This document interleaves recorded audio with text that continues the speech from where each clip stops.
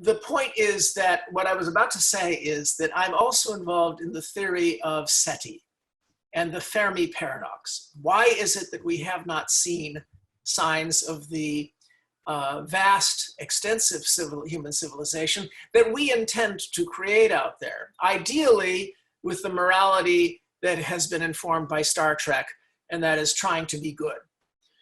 And I portray that in my comedy, The Ancient Ones. The point is that the reasons why we don't see anybody make up a huge conversation.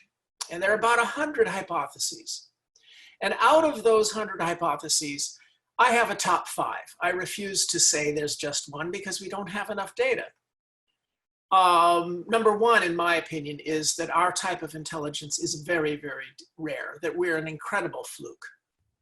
Which means, which is actually very hopeful, because it means we'll find a lot of pre-sapient civilizations out there, but nobody who could boss us around. So we'll be able to be the ancient ones. We'll be able to be the helpers. But nobody's screwed up the galaxy. That's our job. I hope not. In any event, number 3 on my list is feudalism, because it was a huge attractor state in 99% of human societies on 6 continents for the last 6,000 years. And we only had rare times when we escaped from it by discovering another attractor state called citizenship. And we saw it in Periclean Athens. Read the funeral oration of Pericles in Thucydides, and you'll see a modern mind, like Ben Franklin, talking about how holding each other accountable is how we get past our delusions. Whereas in feudalism, you have this pyramid of power, and the delusions self-reinforce, and the kings and the priests and the lords kill anybody who tries to apply the cleansing light of transparency and criticism. And certainly they prevent their wives from criticizing them, which is the greatest source of wisdom in all of human history. Well, until we developed female prime ministers. New Zealand's Ardern should be president of Earth. Patriarchies work quite well. I agree.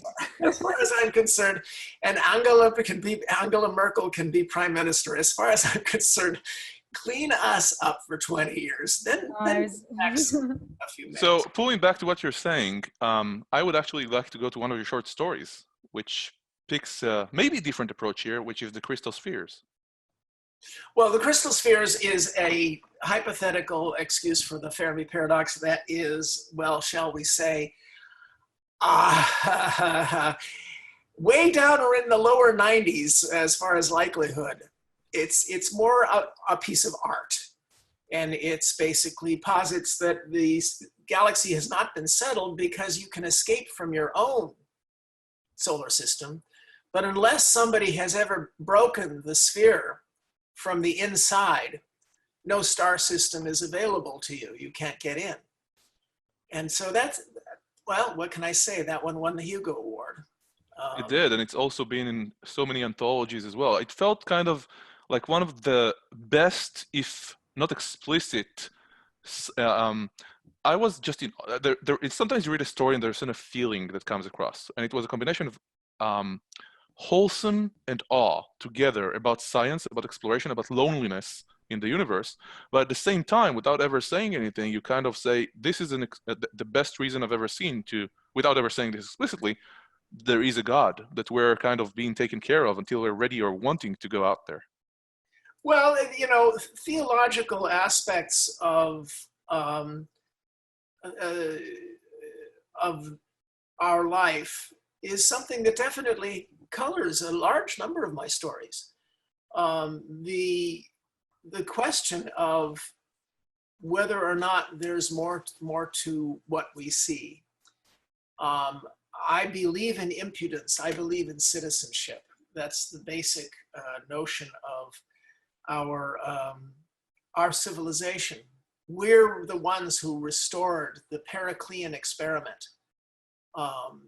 And there's no question that Periclean Athens, Florence, and we in our 250-year experiment, we're the ones who